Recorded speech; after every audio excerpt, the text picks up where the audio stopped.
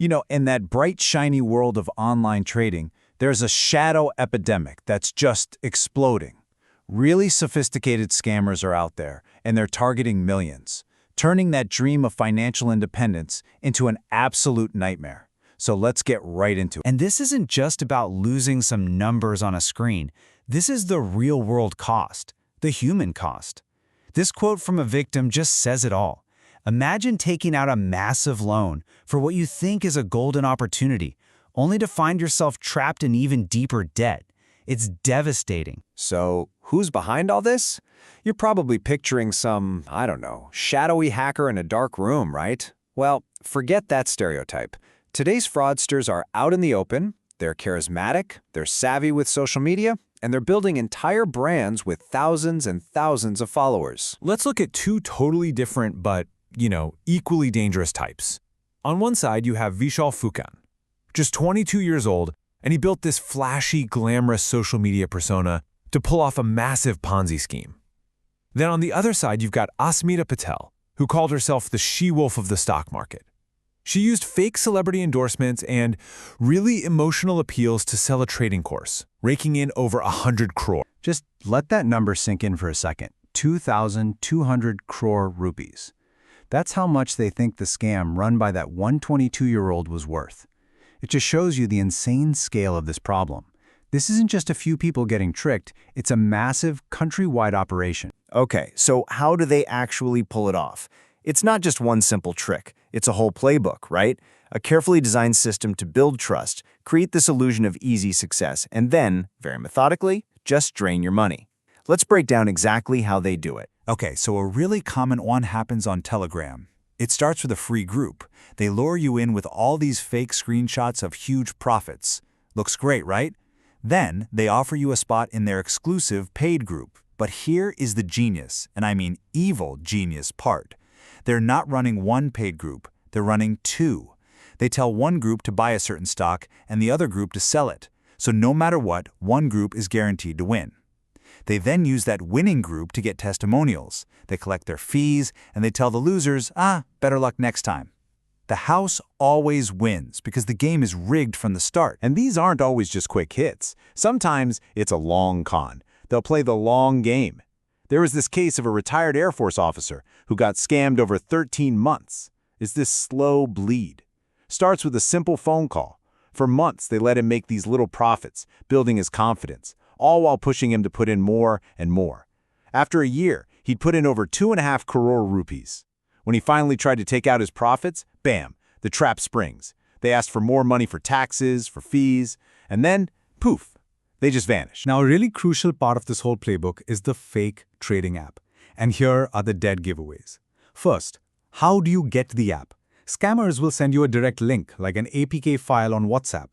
A real app, only from the official Google Play or Apple App Store. Second, how do you pay? Scammers want money sent to a personal UPI or some random bank account, seriously, with names like Goel Sare Traders. A legit brokerage uses a proper, secure company payment gateway. And finally, a legit app is always going to have its SEBI registration info right there for you to see. So we've seen how they do it. But the million-dollar question is, why do we fall for it?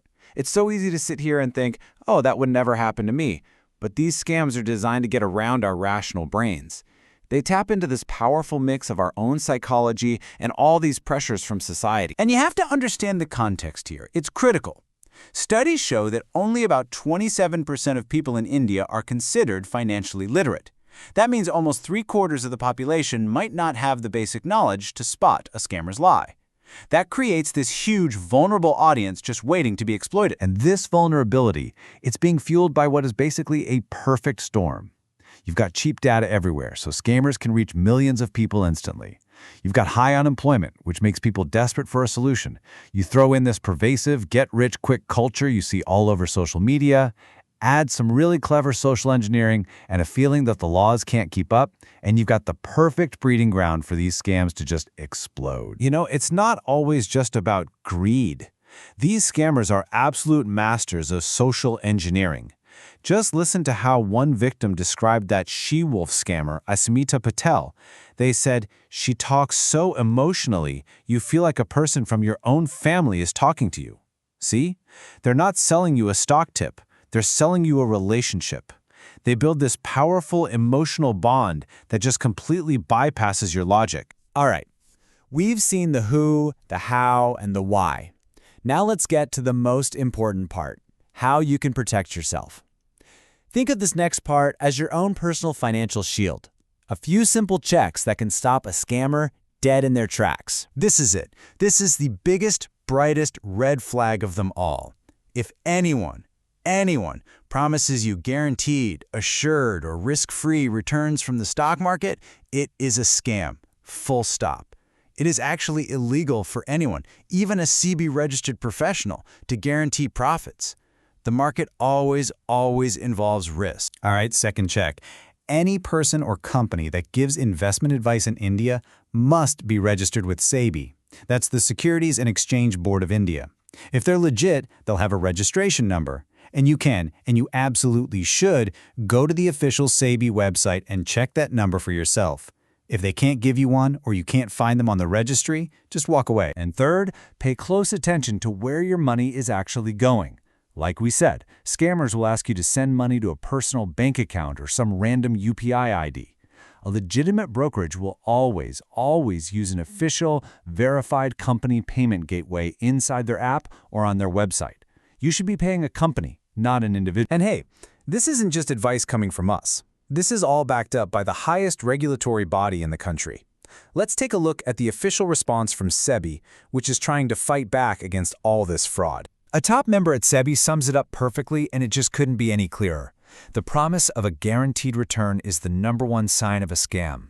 Honestly, if you remember just one thing from this whole explainer, please let it be this. And the good news is, action is being taken.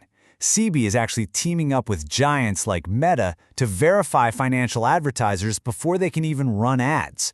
They're also pushing the app stores to add a verified checkmark for legitimate brokerage apps, which should make it a whole lot harder for the fakes to get through. So, the system is getting better, but the scammers, they're always evolving. They're always finding a new way. So, as we wrap this up, I'll just leave you with this thought. While the regulators are trying to build higher walls, the last line of defense, that's you. In this incredibly complex financial world, staying informed, asking the tough questions, and trusting your gut, that isn't just good advice. It's your most powerful shield.